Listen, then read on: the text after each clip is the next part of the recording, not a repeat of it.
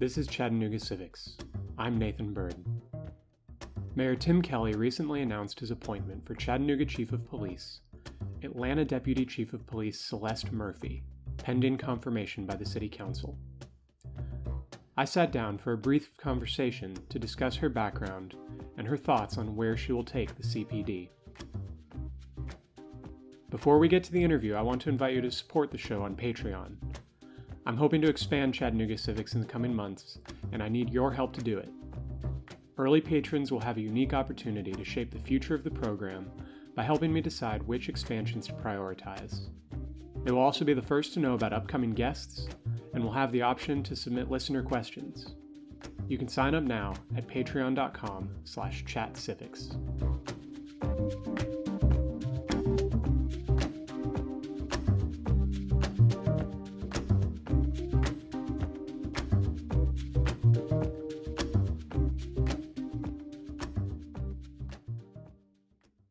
Hello, I'm Celeste Murphy, the mayor's appointee for Chief of Police of Chattanooga Police Department. Awesome. So the mayor has recently appointed you to succeed Chief Roddy as the chief of the Chattanooga Police Department, and that'll be subject to City Council approval. Is that correct? That's correct. And do you know the date for that off the top of your head, or just roughly when that is for our listeners? The second week of March. I believe it's the 14th. Okay. So I just want to get into your background a little bit. You're coming off of a pretty successful career at the Atlanta Police Department. Is that correct? That's correct, yes. And then what made you want to apply for the position as Chief of Police here in Chattanooga and make that move, change cities and all of that? Yeah, so it actually, when I saw the opportunity become available, I knew that it was a progressive city. I looked into it, the background of the department, and I saw that the department was actually going in the same direction of what I see as my deals of what the police profession should be leaning towards. And it's not really a large leap as far as the distance between here and where I'm coming from. So that was also, one of the things that was an allure to me anyway.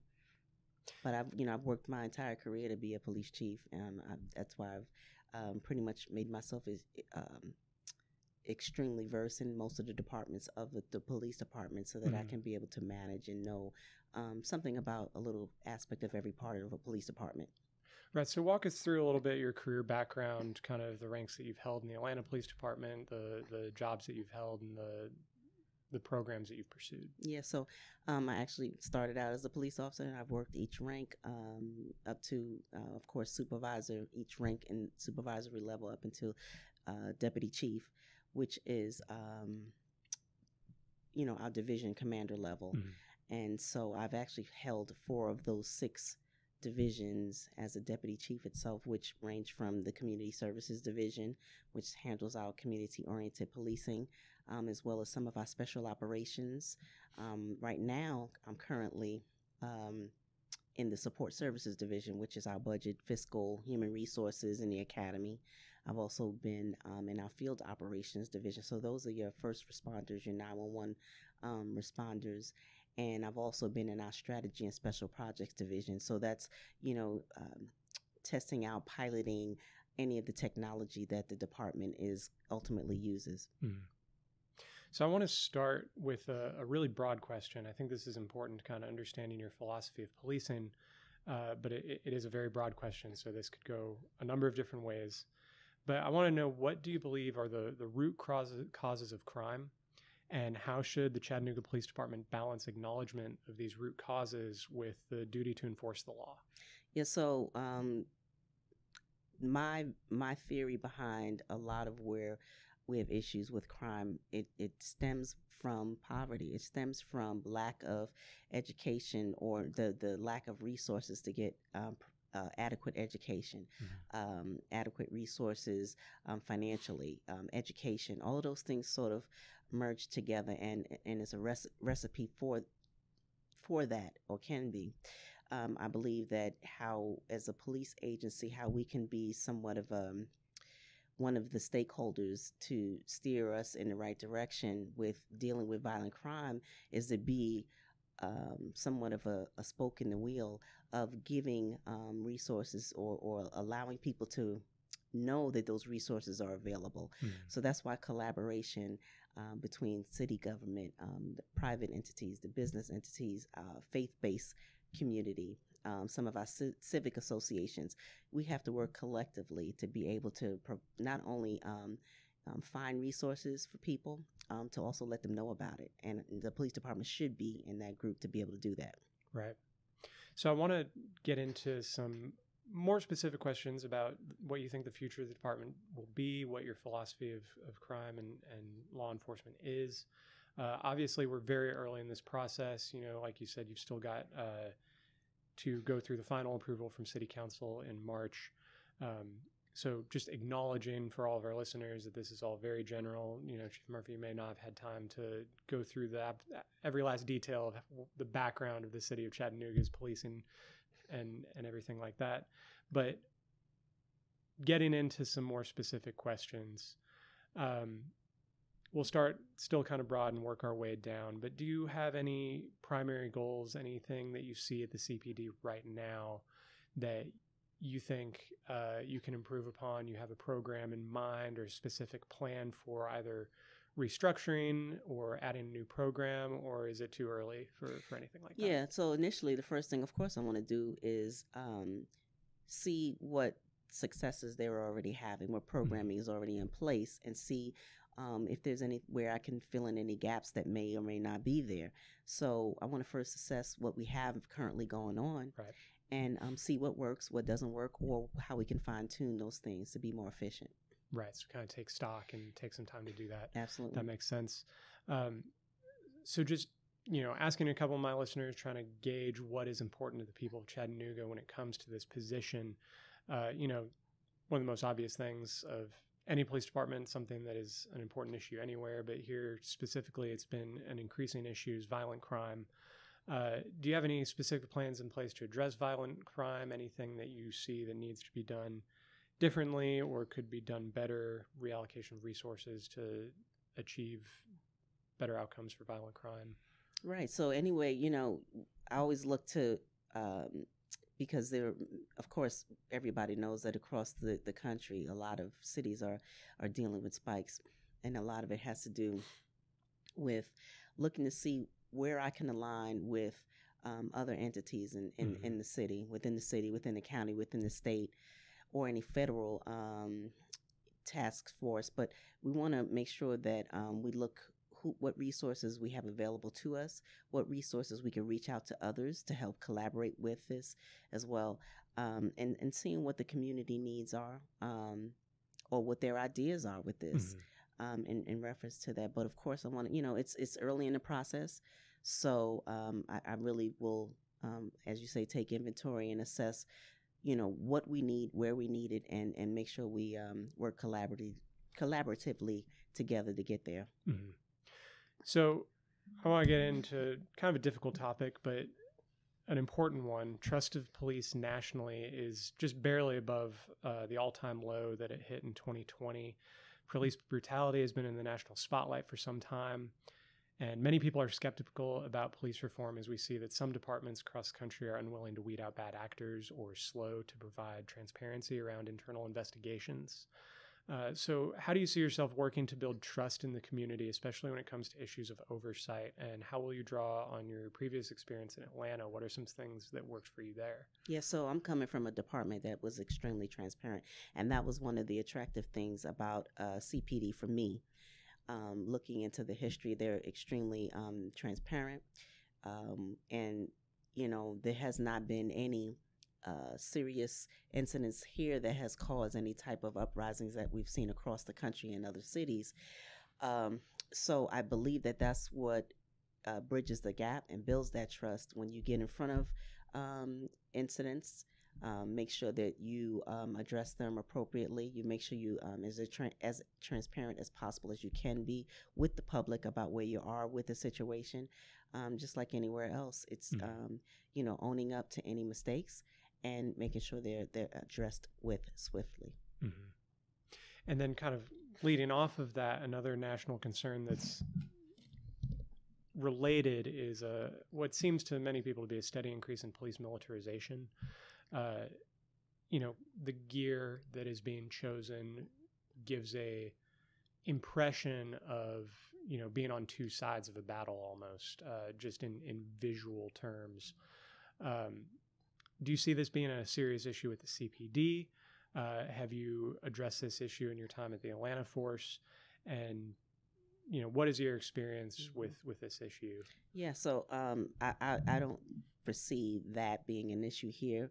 My intent to be on this department is to make sure that we are ahead as far as best practices, make sure we're ahead as far as training.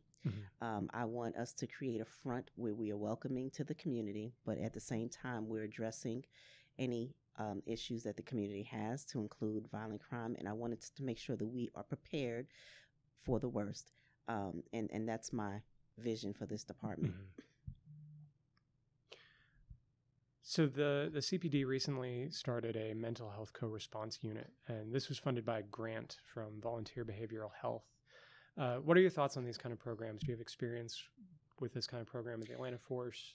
Yeah, when you study how this works with cities across the country, again, it's still, in the infancy stages, and definitely open to that, looking into that even further.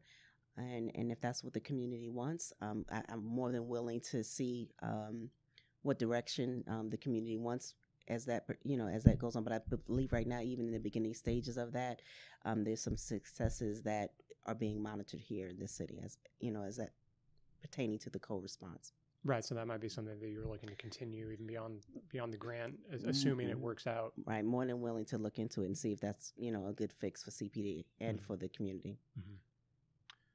How will your department handle minor drug possession crimes? That's something, that is a lot of people's kind of first interaction with the police, either a minor drug possession or a traffic stop, these kind of lower level crimes. Do you have any kind of direction that you think you might go in terms of changing responses or adjusting for kind of these lower level crimes, or any experience with these kinds of programs in the Atlanta force? Well, first and foremost, I have to follow the law, right? And, so in those instances, I'm the type of person that will definitely look to working with whatever is mandated by the state law, as well as looking for outlets to make sure that we can maybe deviate the behavior before we get to that. And I'm a person that believes in second chances. So, looking for avenues for people who may have, unfortunately, have been offended, and there's issues with maybe the situation that they're in because of that, looking for avenues for people that can find other resources to get them back on the right track. So, but first and foremost, I have to follow the law. Right. Right. Similar question. What do you think the Chattanooga Police Department's role is in immigration enforcement? And not just talking about direct enforcement, but also the practice of funneling low-level offenders to ICE, directly or indirectly, bringing illegal immigrants into contact with ICE in a situation where they might be in trouble for some low-level offense and then get deported because of that. Right. So I believe CPD, as well as the jurisdiction where I'm currently at, the primary goal is to reduce violent crime, no matter who you are and where you live. And that's just the primary goal, to handle violent crime. And immigration status is not the primary goal of the department. And then I just want to back up a little bit, I guess, talk about, let you have the floor for a minute and talk about any particular programs in Atlanta that you've been a part of, things that you've seen be successful, that, it'll obviously depend on the reality on the ground here in Chattanooga is going to be different than the reality in Atlanta, but anything that you've done in the past that you might draw from in particular to improve our experience here in Chattanooga. Yeah, so we've had a couple of programs that have been successes for us that I think are worth also mentioning, or maybe looking into, and they may have something similar that could be along the lines of this as well. But one of the programs that we're expanding upon currently right now is what we call our pre-arrest diversion initiative.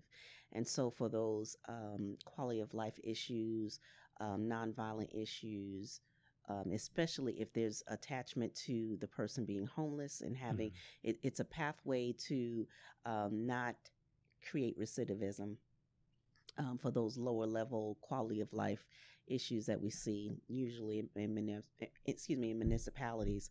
And it's a way to also provide access to resources that the police officers don't necessarily know or have access to themselves to be able to provide.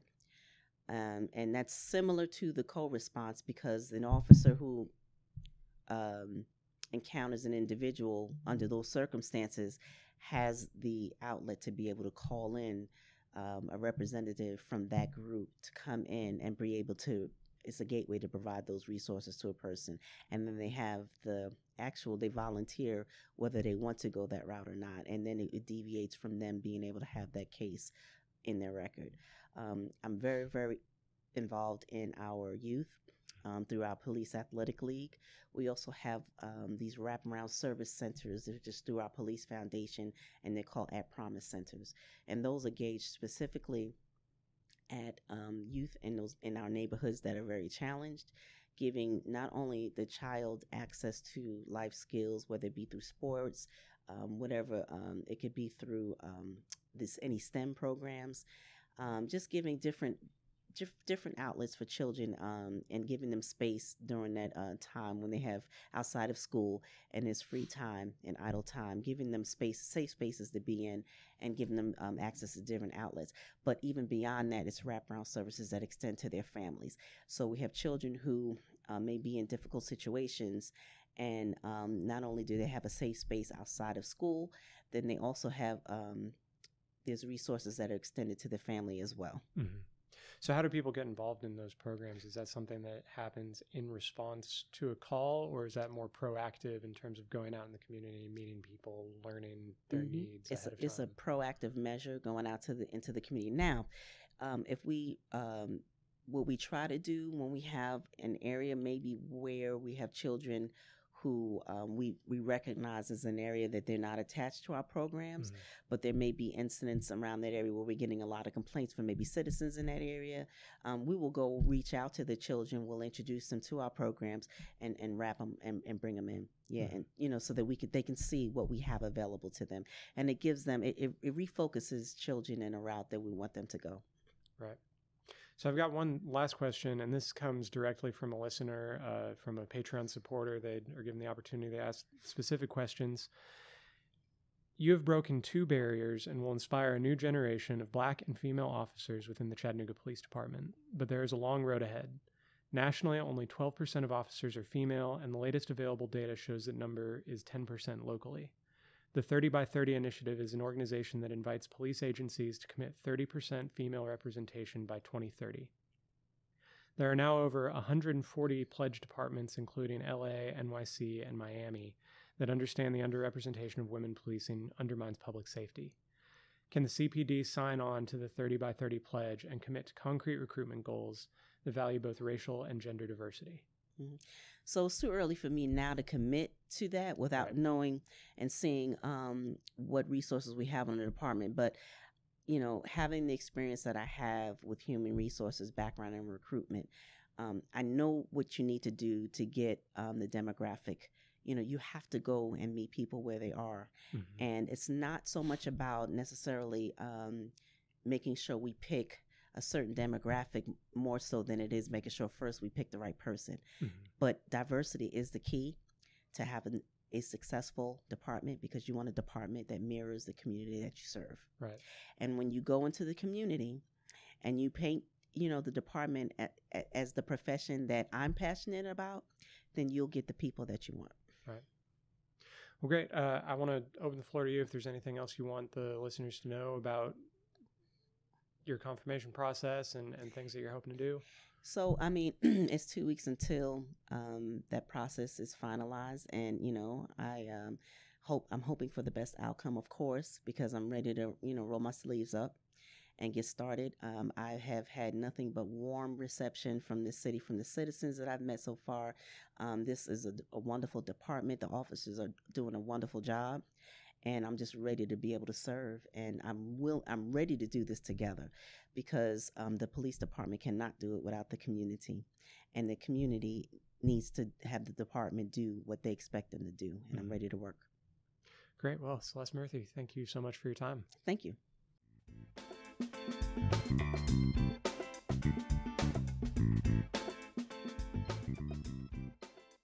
I hope you've enjoyed this episode of Chattanooga Civics. Our music was written and recorded by Kevin MacLeod. If you have any questions or feedback, please send me an email at chattanoogacivics@gmail.com. You can follow me on Facebook, Twitter, and Instagram @chatcivics, or visit the website chattanoogacivics.com. Thanks for listening.